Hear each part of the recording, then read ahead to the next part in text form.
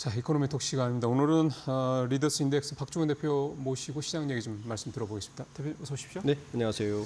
자, 오늘 박 대표님하고 말씀을 나눌 주제 지금부터 펼쳐보겠습니다. 예, 지주사들의 고공행진. 이게 사실은 좀 됐죠. 이제 주가들이 꽤 많이들 올랐습니다. 중요한 거는 이제 이게 배경, 뭐 상법 개정안 등등 여러 가지 시장 관련된 어떤 제도 개선 이런 내용들인데 지속성 여부에 대한 부분을 살펴볼 필요가 있고 이제 어느 정도 주가들이 꽤 많이 올랐기 때문에 이제는 좀 옥석 가리기도 좀 필요할 것 같습니다. 그래서 오늘 박 대표님을 통해서 어떤 기준을 가지고 이 지주사들을 좀 접근을 해야 될지에 대한 말씀을 들어보겠습니다. 대표님, 일단 상법 개정안 기대감, 우리가 그냥 헤드라인으로 보는 내용은 이렇습니다. 이게 왜 이렇게 지주사들한테 주가를 끌어올리는 이유가 되는지에 대한 그 소위 말하는 그 로직, 뭐 하여간 근거들 한번 좀 설명해 주시면 좋겠습니다. 이제 새 정부가 출범한 지 일주일 됐습니다. 그렇죠? 네. 지난 주인가 제가 한번 말씀드렸던 것 같은데 아마 지주사가 강세를 보일 것이다. 그렇죠. 예, 한번 말씀드렸었고 이게 나타나고 있는데 이유는 이런 것 때문이죠. 사실은 그 기업의 밸류 측면에서 보면 지주사는 굉장히 알짜입니다. 밸류 측면에서 예, 왜냐하면 알짜다. 알짜죠. 왜냐하면 순자산 대비해서 현금 흐름이 되게 좋습니다. 좋은 기업이잖아요. 그렇죠. 그렇죠. 그런데도 왜 주가가 오르지 않지? 그렇죠. PBR이 지금 SK가 0.41이에요. 그 주식회사 SK 같은 SK LG도 0.49, 포스코가 홀딩스 같은 경우 0.36입니다. 굉장히 낮잖아요. PBR이. 네. 왜 그럴까? 몇 가지 문제점이 있었죠. 그런 거죠. 자회사에 대한 중복 상장, 구조적 문제가 하나 있었고, 쪼개기 상장 한번 같은 말씀드렸죠. 거. 중복 상장 문제. 이거는 20년 전 2004년도에 노무현 정부 때 지주사 체제로 변경되면서 우리나라가 가진 구조적 한계입니다. 사실은 앞으로 좀 더 갈 것 같고요. 네. 두 번째는 오늘가 지분율이 높아서 의사결정 과정에서 개인 주주들의 의견이 전혀 반영되지 않는 구조를 가지고 있는 이게 이제 소위 말하는 코리아 디스카운트의 루트 커즈가 되는 것이고 세 번째는 이제 지금 3세, 4세로 경영권 승계가 계속 이루어지고 있는데 그렇죠. 네. 상속 정체성 문제 때문에 주주사 주가를 높일 수가 없습니다. 그러니까 주가가 높으면 네. 그만큼 상속세나 징여세를 더 많이 내야 되니 되니까 굳이 주가가 계속 누르는 거죠. 누른다. 네, 누르는 거죠. 누른다라는 표현이 좀 와닿습니다. 자, 뭐 이런 구조이기 때문에 지금까지 계속 저평가되어 있는데 정책이 이번에 바뀌면서 일단 상법 개정, 예. 특히 이번 상법 개정에 아주 치명적인 게 세 개가 들어갔어요. 그렇죠. 3% 룰. 예. 이 3% 룰이 어떻게 바뀌었냐면요. 이게 2020년 당시만 해도 문재인 정권 당시만 해도 개별 3%만 상한선을 그었어요. 예를 들어서 GS 지주사를 보면 네. 그 오늘 일가들이 30여 명이 들어가 있습니다. 그렇죠. 예. 그러면 개별로 3%가 기용되면 30명이 다 의결권 행사할 수가 있죠. 그렇죠. 그런데 이번 3% 룰은 특수관계인이네 합쳐서 3%입니다. 그러면은 지금 30명이 합쳐서 뭐 30%각 3%로 하면 네. 그게 다 의결권 보장이 됐던 게 이제 뭉뚱그려서 3%밖에. 너네 다 9시일간에 그러면 3%만 니네들 맞습니다. 인정해 줄 거야. 예. 이거 굉장히 큰 변화죠. 굉장히 큰 변화죠. 네. 이게 이제 통과될지 제가 볼 때 한 스텝 지금 누르고 있는 것 같은데 원래 오늘 국회 통과 예정이었는데 다 지금 주요 현안들이요. 다 지금 조금씩 미뤄지고 있어요. 미뤄지고 있습니다. 네. 계속 이제 모니터링 하는 것 같아요. 근데 이게 3% 룰이 집중투표제와 감사위원 불순자 합쳐졌을 때는 어마어마한 파괴력이 있습니다. 그러네요. 이렇게 되면 주주사에 감사위원들이 지금 맥스 3명까지 해주겠다는 거 아닙니까? 그렇죠. 외부에서 무조건 들어가게 돼 있는 구조입니다. 자, 그러면 오늘과 아까 얘기했던 오늘과 지분율 높은 곳에서 의사결정 과정에서 외부 참견이 되기 시작하는 거죠. 예. 이거 지배구조 투명화 되겠네? 그러니까 마음대로 이제 못한다는 얘기잖아요. 그렇죠. 한마디로. 최근에 외국인의 수급을 보시면 이게 명확해요. 계속 들어오고 있잖아요. 네. 외국인들이. 이게 어디서 이제 외국인들이 들어오고 있냐면은 일본에 벤치마킹을 한 거예요. 일본의 밸류 프로그램. 일본에 보니까 밸류 프로그램이니까 이거 괜찮네. 이제는 한국의 정권이 바뀌었으니 그렇게 될 수 있겠다라고 이제 들어오는 겁니다. 근데 작년에 밸류 프로그램 할 때 한번 외국인들이 대거 들었다가 확 빠져나갔던. 사실은 제가 이 자리에서 몇 번 말씀드렸지만 지난해 밸류업은 사실 일종의 페이크였어요. 페이크였다. 그러니까 실제적인 문제를 건들지 않았던 거죠. 그렇죠, 그렇죠. 그러니까 은바로 오줌 누기식이었죠. 배당하고 자사주만 계속 하라 그랬는데 이번에는 자사주까지 소각하라 그럽니다. 이건 이제 제대로 된 루트 커즈를 제거하는 거죠. 외국인들 들을 수밖에 없죠. 지금 이런 상승세인데 이제 문제는 이게 어디까지 갈 것이냐에 대한 이제 그러니까요. 문제인 거죠. 그게 문제잖아요. 옥석 가리기인데 저는 두 가지 관점에서 봅니다. 두산의 예를 한번 들어볼게요. 네. 두산 홀딩스는 PBR이 7.1이에요. 그래도 꽤 높은 편이에요. 굉장히 높죠. 네. 그런데도 이번 상승세의 동반해서 예. 같이 올라오고 있습니다. 여전히 강해요. 뭐 강합니다. 내부적으로 무슨 재료가 이유는 있다고 해도. 뭐냐면 네. 반대로 포스코홀딩스는 안 올라가요. 그렇죠. 아, 원래 기업은 내재적 가치가 높아야 되는 거죠. 네. 두산 에너빌리티, 체코 원전 수주, 두산 로보틱스 이런 것들이 붙은 데다가 수급 들어오는 데다가 상법 개정까지 붙은 거잖아요. 그러니까 그래서 원래 펀더멘털이 좋았는데. 좋은 데다가 그렇죠. 이런 거죠. 그러니까 지금의 관점은 저는 중단기 관점이 하나가 있고 중장기 관점으로 보는 게 있어요. 최근에 개인의 수급 상황을 보면 보셨는지 모르겠지만 굉장히 빠르게 단타에서 중장기로 가는 게 눈에 띄기 시작합니다. 왜냐하면 신용투자 이런 것들이 늘어나기 시작해요. 예. 근데 신용투자는 기본적으로 단기로밖에 그러니까 신용투자가 줄고 그렇죠. 신용투자 다른 쪽이 늘기 시작합니다. 개인들이. 예. 상법 개정을 통해서 개인들도 중장기로 지금 눈을 돌리기 시작했다는 겁니다. 그런 거죠. 신용을 해가지고 중장기 투자할 수 그렇죠. 없는 거니까. 이런 상황을 보면 이 펀더멘탈이 강한 건 기본이고 이 정책 기조 변화에 따라서 외국인과 함께 우리나라도 중장기 투자에 눈을 돌리기 시작했고 여기에 이제 그 두 번째 중장기로 가는 또 하나의 포석은 중요한 포석은 한화가 지금 뜨는데 한화의 예를 들면 한화 예를 들면 네. 주주사죠, 그죠? 네. 하나는 펀더멘탈도 좋아요. 예, 뭐 에어로, 계열사들 잘 그다음에 나가잖아요. 하나오션 이번에 미국에 인수한 거, 네, 성인 네. 이런 거 좋은 데다가 지난번 하나 에어로스페이스가 유상증자를 강제로 이런 문제로 하면서 어떤 결정을 했냐면은 원래 배당을 하지 않았습니다. 하나는. 아 그래요? 네. 어. 배당이 약한 거 유명하죠. 배당을 늘리겠구나. 일단 돈을 잘 버니. 네. 그래서 이제 두 번째 기준은 배당 확대가 보이는 쪽으로 몰릴 겁니다. 그럼 기본적으로 돈을 버는 주주사야 그렇죠. 된다는 얘기네. 네, 네. 그리고 세 번째는 자사주를 많이 보유한 쪽이 그렇죠. 당연히 늘겠죠. 사실 이 자사주 많이 보유한 그 지주사들은 이미 주가가 많이 오르긴 올랐죠. 했어요. 왜냐하면 강제 소각이 돼야 되니까. 그러니까요. 요 세 가지 기준으로 아마 옥석 가리기가 지금 진행될 거라고 봅니다. 근데 중요한 거는 지금 아까 두산이 0.7배 정도 말씀하셨고요. 지금 두산은 7배. 두산이 7배, 그렇죠. 7배, 7배가 돼야죠. 7배. 그래서 저도 좀. 네, 네. 그러면 이를테면 지금 우리 코스피 PBR이 대략 지금 이제 1배 네, 근처 되죠. 와 가잖아요.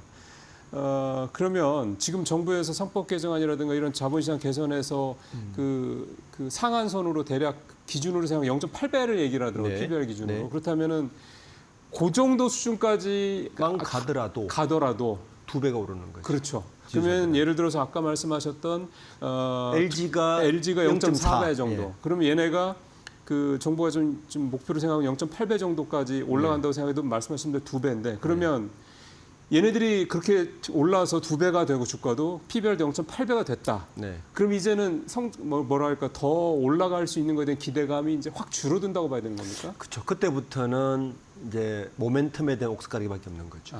이 진짜 실력 싸움이고. 실력 싸움인 거죠. 그때부터는. 지금은 눌려져 있던 게 오르는 정도의 효과고, 네. 그러니까 두 단계를 거칠 것 같아요. 네. 그러니까 제도적 정책 변화로 인한 눌려져 있던 게 제대로 된 반영, 이 첫 번째일 것이고, 그리고 원래 잘하는 펀더멘탈이 그 다음에 올라가야 한 번 더 오를 것이고, 그 다음에는 자사주나 뭔가 배당. 이런 어떤 적극적인 주주환원 정책들이 네. 이제 요 조치가 세 가지 모멘텀이 어떤 순서일지 모르겠지만 같이 작용해야 될 것이다. 그럼 일단 지금은 굉장히 저평가되어 있는 게 제도 개선에 따라서 이제 좋아질 것이다라는 기대감으로 지금은 제자리 오는 찾기 정도 그렇게 정도로 봐야 되는 보시면 거고. 될 것 같습니다. 요게 어느 정도 올랐다 그러면 이제 그 다음부터는 진짜 이제 이 회사가 펀더멘털리하게 성장성을 갖고 있는 회사냐라는 부분들이 이제 반영되기 그렇죠. 시작할 거다. 예. 그 다음에 적극적인 주주환원 정책. 이렇게 세 단계로 여러분들께서 이제 지주회사들을 그러니까 지금 많이 올랐다고 그래서 얘네는 이제 더 못 가겠네 이렇게 판단하시는 문제가 아니라 이제는 저평가 국면이 해소가 좀 된 측면이 있고 그 다음부터가 이제 실제 네. 옥석 가리기가 진행이 될 거다. 이 부분을 벌써 지주사들을 이제 점검을 하신다 그러면 아마 이제 이 정도 종목들 이제 보면 되겠구나라는 생각이 드실 것 같습니다. 두 번째 얘기가요. 상장 폐지하는 회사들이 자꾸 늘고 있습니다. 이게 네. 사실 작년부터 얘기가 좀 나오긴 했었는데 이게 이제 자본시장 관련된 여러 가지 제도 개선, 상법 개정안, 뭐 이행 등등등 이런 것들에 대해서 미리 선제적으로 대비하다라는 평가가 좀 나오는데 네. 이렇게만 놓고 보면 이 상장 폐지를 추진하는 기업들을 되게 곱지 않게 볼 수밖에 없어서요. 그렇죠. 본인들이 필요할 때는 자본시장에 돈을 쓰다가 그렇죠. 회사에 돈이 쌓이니까 주기 싫다는 거거든요. 그렇죠. 한마디로 말하면. 사실은 그런 거죠. 네. 지금 진성통상이나 텔코웨어 같은 경우는 진성통상 같은 경우는 지금 그러니까 이익잉여금이 3,500 정도 있어요. 아이고야. 네.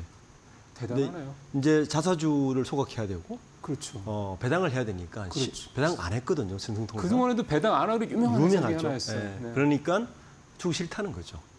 그러니까 아예 그냥 우리 시장에서 그냥 떠나겠다. 우리 자본시장 필요 없으니 우리끼리 하겠다는 거고. 네.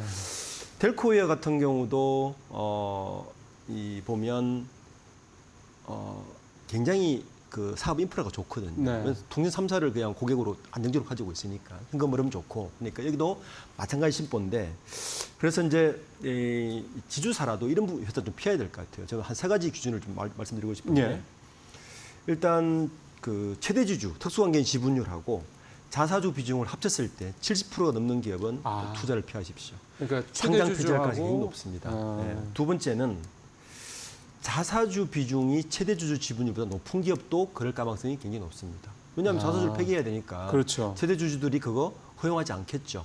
그러니까 교환사채를 발행하든지 상장 폐지를 하든지. 요즘에 교환사채 발행하는 회사들도 늘더라고요. 교환사채 발행이 지금 바로 이거 피하려고 하는 거예요. 그러니까 SKC 같은 경우가 대표적인데, SKC는 지금 교환사채 발행하고 있거든요. 이미 발행하거든요. 그렇더라고요. 이유가 뭐냐면 자사주를 폐기해야 되니까요. 네. 그러면 기념권 희석이 되니까 어쩔 수 없이 계열사한테 교환사채를 발행하겠죠. 요 상장 폐지를 하지 않으면 교환사채 발행을 할 겁니다. 아마. 그러니까요. 지금 분위기가 벌써 그렇더라고요. 그리고 자사주 비중이 절반이 넘는 기업들도 피해야 됩니다.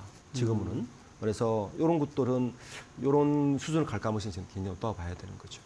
그러면 사실은 이거는 뭐 여러 가지 복잡하게 생각할 필요 없이 여러 가지로 이제 상장 프리미엄을 충분히 누리고 그리고 돈도 좀 충분히 벌고 있는 회사. 그 다음에 이제 공개 매수를 했을 때 비중이 그렇게 많지 않은 회사들. 그렇죠. 이런 회사들 같은 경우는 그냥 상장 폐지해서 96%만 넘으면 되니까. 그러니까 예. 그렇게 해서 좀 하는 게 좋겠다.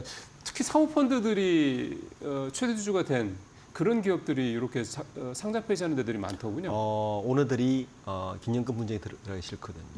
네. 그러니까 결국에는 이 자본시장을 저는 잘못 이해하고 있는 분들이 많다. 그러니까 이 오너분들이 이 지금도 우리 그런 얘기 많이 하지만 자본시장이라는 곳을 그냥 어떤 회사의 어떤 좀 회사의 이름을 알리기 위한 네. 그리고 그냥 자본시장은 그냥 엑셀이 정도로 생각하시는 곳들이 이런 경우가 많은 것 같아요.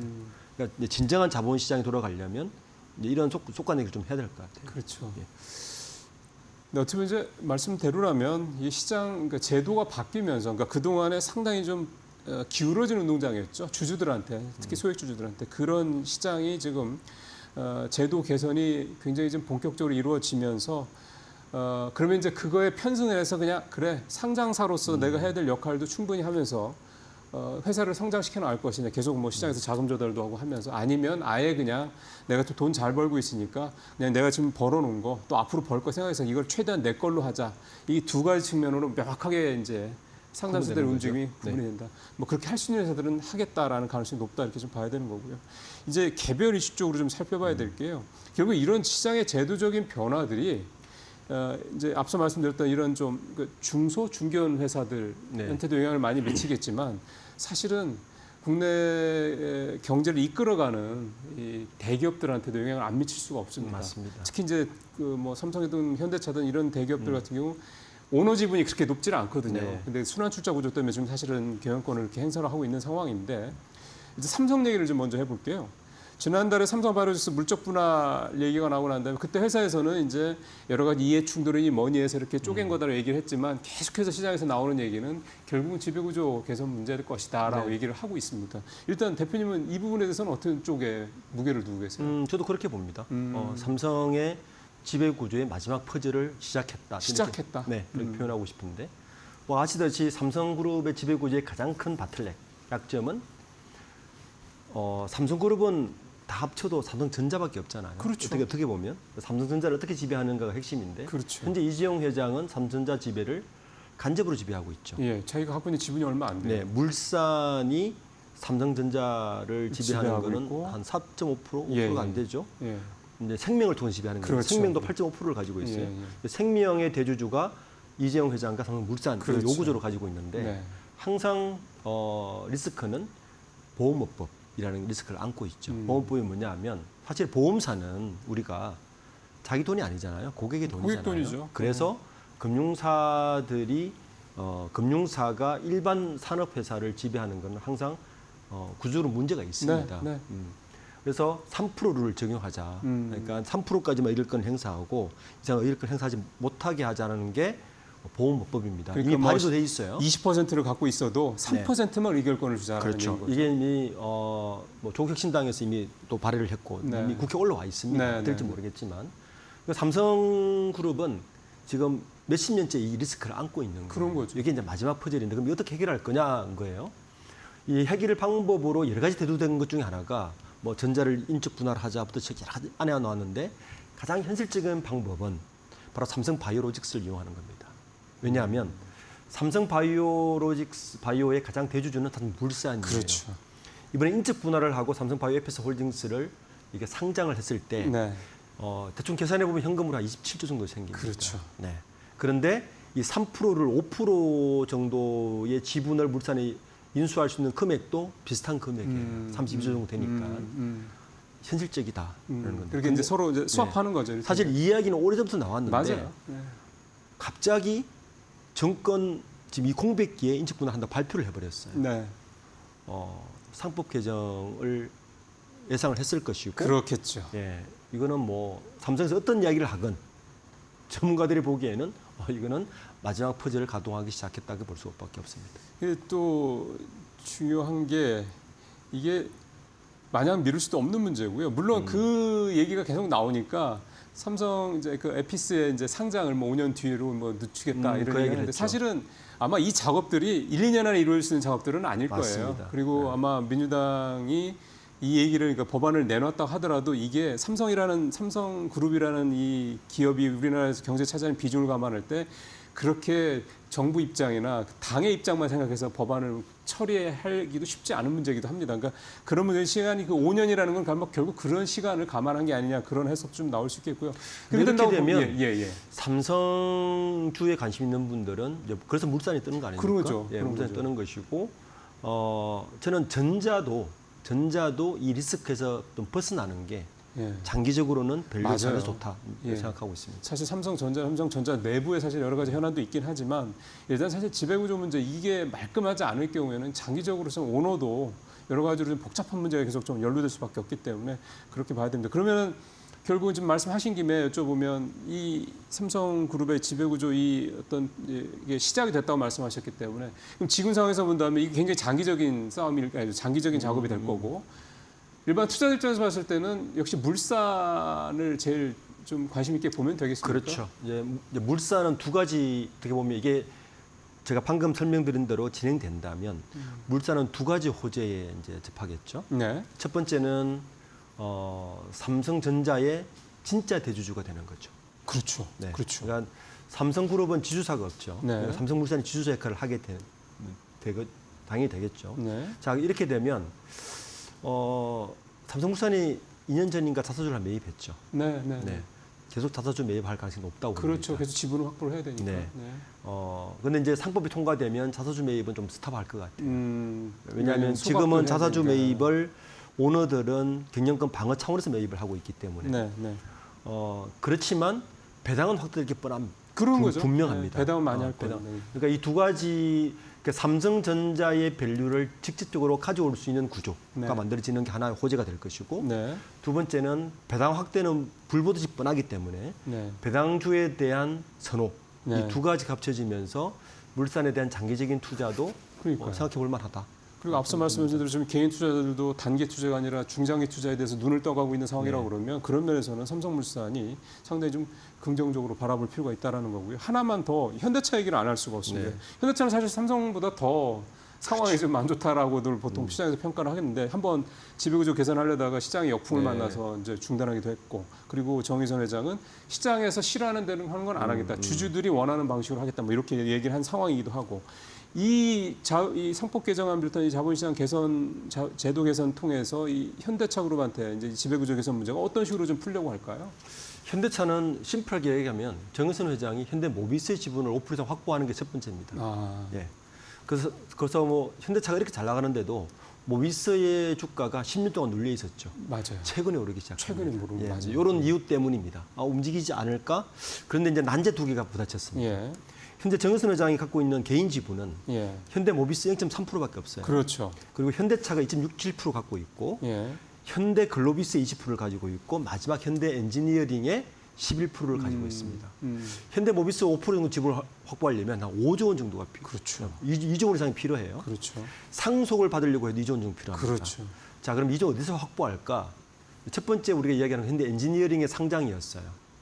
그래서 컨설팅이 되게 안 좋죠. 그리고 지난번에 사고 크게 쳤고요. 그쳐서 지금 그게 일단은 난간에 부딪혔습니다. 예. 두 번째는 정선생 개인적으로 가지고 있는 주식 하나가 그 다이내믹 보스턴 다이내믹스. 다이내믹스입니다. 이게 지금 어떤 이제 문제가 있냐면은 이번 달에 풋옵션 행사가 있어요. 네. 손정희 회장 손정희 쪽에서. 그 소프트뱅크 쪽에. 예. 이게 이번 달 다가왔는데 사실상 무산됐습니다. 아 그래요? 네. 아, 그래서 이 두 가지를 가지고 정선 회장이 어쨌든 현금을 확보를 해서 모비스 집을 확보하지 않을까 했는데 지금 요 두 가지가 무산돼서 생각보다는 좀 장기적으로 가지 그럴 가능성이 높네요. 높습니다. 그래서 현대차는 어쨌든 뭐 심플합니다. 정선 회장이 모비스 지분을 확보해야 된다. 상속으로 확보하건 정예로 확보하건 사버리건 예. 요 심플한 거를 어떻게 해결할까가 핵심 될 것 그 같습니다. 막대한 자금을 어떤 방식을 통해서 할 거냐. 뭐 보스턴 다이내믹스 얘기가 사실 많이 나오고 있긴 한데요. 지금도 한 80% 갖고 있는 상황인 거고 만약에 소프트뱅크 거를 가져간다면 더 높아지는 더 거긴 높아지는 거죠. 하죠. 네. 어쨌든 현대차는 삼성보다 훨씬 더 또 길어질 가능성이 높다. 뭐 정의선 회장 나이를 생각하면 뭐 사실은 뭐 큰 문제는 아니라고 생각이 듭니다. 네, 오늘 박 대표님과 함께 전반적인 자본시장 개선 관련된 여러 가지 시장 흐름들 살펴봤습니다. 말씀 잘 들었습니다. 네, 감사합니다.